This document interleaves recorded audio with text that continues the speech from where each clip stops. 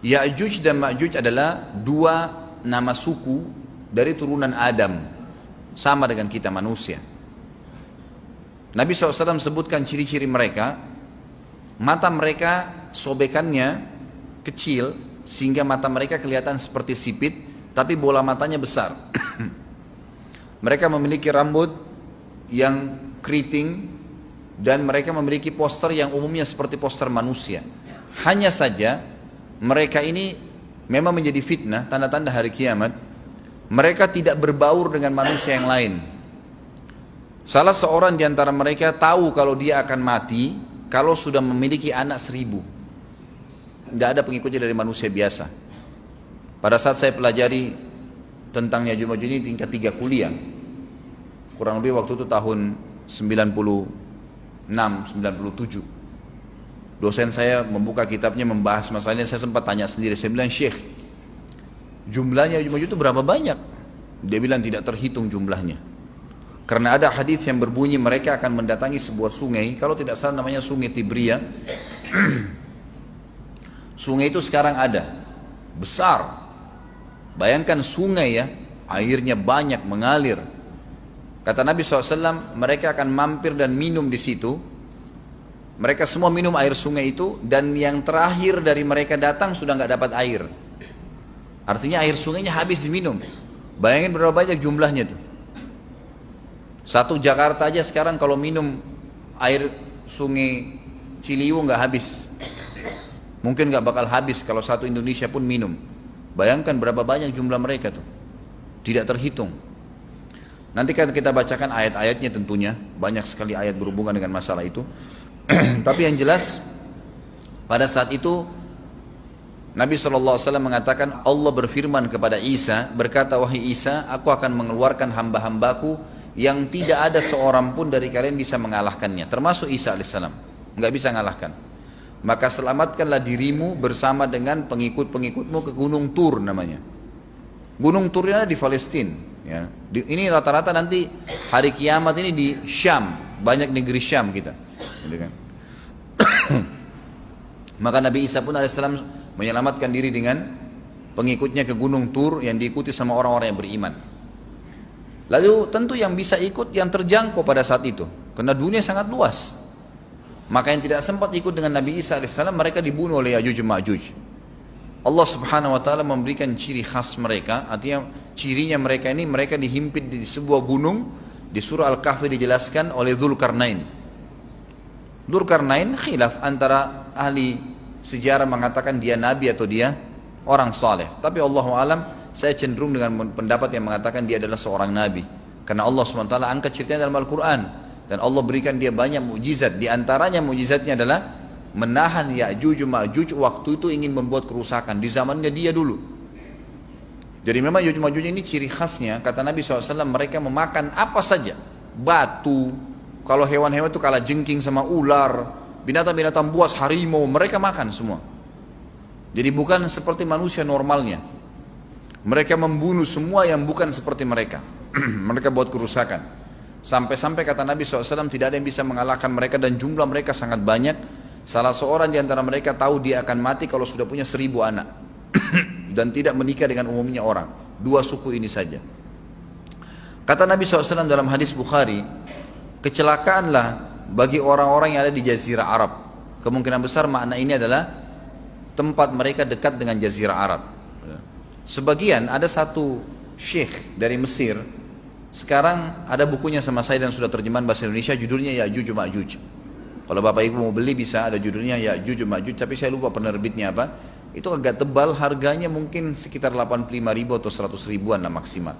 Itu khusus, dan beliau adakan penelitian, saya baca dan memang sangat konkret dan ilmiah. Beliau mendatangkan fakta kalau tempat Ya'juj Ma'juj yang disebutkan dalam Al-Quran itu ada di Cina, tembok Cina. Jadi seperti yang disebutkan dalam Al-Quran, 2 gunung yang disatukan, di antara celah gunung itu ditaruh tembaga-tembaga. Pernah pemerintah Cina mendapatkan ada celah dari tembok Cina itu yang bolong, waktu mereka mau tempel bolongan itu dengan batu-batu tanah yang mereka biasa taruh sekarang, ternyata di dalam itu ada tembaga yang mengeras, dan seperti disebutkan dalam Al-Quran. di mana ya Zulkarnain mempertemukan antara besi-besi yang ditumpuk lalu dipanasi, dibakar sehingga menjadi meleleh, kemudian disirami lagi dengan timah yang meleleh juga dan dibiarkan kering sehingga menjadi tembok besi. Kata Nabi SAW, kecelakaan bagi orang-orang yang Jazirah Arab karena telah terbuka dari lubangnya Yajuj Majuj sebesar ini. Udah kasih isyarat dengan jari ibu jari sama jari tengahnya. Artinya mereka sudah bisa melihat keluar. Tetapi kata Nabi SAW, setiap hari mereka terus menggali gunung itu, berusaha untuk keluar. Pada saat mereka tiba di malam hari, mereka capek, mereka mengatakan besok kita lanjutin. Mereka bangun besok pagi, gunungnya kembali utuh lagi. Sampai nanti waktu di mana Allah izinkan mereka keluar. Pada saat mereka keluar, maka mereka akan mulai membuat kerusakan. Ada di halaman 82 ya, Al-Anbiya 96 sampai 97 ayatnya. Ingatlah hingga apabila dibukakan tembok Ya'juj Ma'juj, bolong, jebol, dan mereka turun dengan cepat dari gunung-gunung itu, dari seluruh tempat yang tinggi. Kita tahu itu jaraknya berapa ratus kilometer, bahkan mungkin ribuan kalau nggak salah ya. Semuanya itu akan dipenuhi Ya'juj Ma'juj, dan telah dekatlah, kalau sudah terjadi itu, kedatangan janji yang benar, maksudnya hari kebangkitan. Maka tiba-tiba terbelalaklah mata orang-orang kafir. Mereka berkata, aduhai celaka kami, sesungguhnya kami dalam kelalaian tentang ini, bahkan kami adalah orang-orang yang zalim. Kenapa? Karena Ya'juj Ma'juj tidak lihat apakah kafir atau beriman. Mereka tidak butuh, bukan seperti Dajjal ya. Dajjal butuh jadi pengikutnya, oke, aman. Ini enggak, siapa saja ditemuin dibunuh. Dia enggak pandang, enggak mau tanya kamu dari suku mana, kamu agama apa, tidak dipandang. Orang-orang muslim pada saat itu, orang-orang muslim pada saat itu yang ikut dengan Nabi Isa AS berhasil selamat. Walaupun pada saat itu di muka bumi umumnya orang sudah beriman. Yang dimaksud di sini orang-orang kafir adalah adanya orang-orang yang masuk Islam karena terpaksa, karena mereka tidak terlalu faham pada saat itu, lalu mereka menganggap remeh informasi dari Nabi Isa AS. Maka mereka terbelalak matanya karena dibunuh oleh Ya'juj Ma'juj. Kata Nabi SAW di dalam hadis sahih riwayat Imam Bukhari, bahwasanya Ya'juj Ma'juj akan membunuh siapapun yang mereka temui. Bahkan pada saat mereka sudah merasa menguasai bumi, mereka melepaskan anak-anak panah mereka ke langit, lalu Allah menurunkan anak-anak panah mereka sebagai fitnah dipenuhi dengan darah. Maka mereka berkata, kami telah membunuh semua yang ada di bumi dan semua yang ada di langit. Maka sebagai penutup dalam bahasan itu kata Nabi SAW, Allah lalu mengizinkan Isa untuk berdoa kepada Allah agar memusnahkan mereka. Maka Isa AS pun akhirnya berdoa, meminta kepada Allah Subhanahu Wa Taala agar mereka semua dimusnahkan. Maka pada saat itu pun Allah Subhanahu Wa Taala menurunkan kepada mereka hama. Sebagian hadis menyebutkan serangga kecil seperti cacing, banyak sekali yang menimpa tubuh-tubuh mereka, setiap orang satu, dan itu membuat mereka mati. Membuat mereka mati, dan mereka mati seketika semuanya.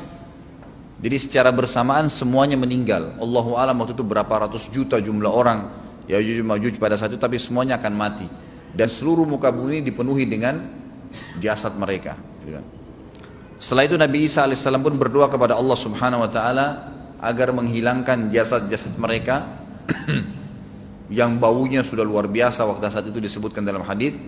Maka Allah Subhanahu Wa Taala mengabulkan dan mengutus dari arah barat burung-burung yang lehernya panjang dan pelatuk mulutnya besar, yang memegang setiap jasad Ya'juj diambil, diangkat, setiap orang satu burung. Bayangkan berapa banyak miliaran burung pada saat itu. Kita nggak tahu bagaimana, Allahu a'lam, tapi ini wahyu, penyampaian informasi yang pasti.